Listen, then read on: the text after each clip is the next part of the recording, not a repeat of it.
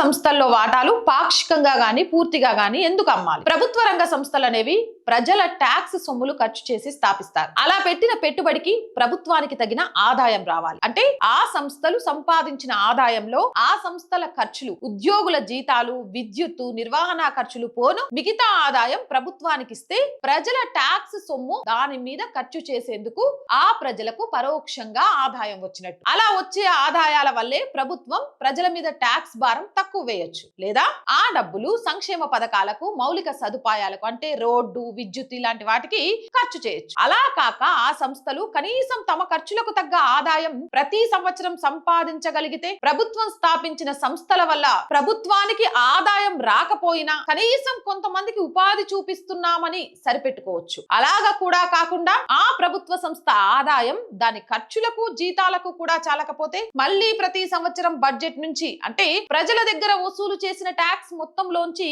నిధులను ఈ సంస్థలను పోషించడానికి అంటే వాటి ఉద్యోగుల జీతాలకు, ఇతర ఖర్చులకు కేంద్ర ప్రభుత్వం ఖర్చు చేయాల్సి వస్తే ప్రభుత్వానికి మాత్రం వీటికి నిర్వహించడానికి డబ్బులు ఎక్కడి నుంచి వస్తాయి?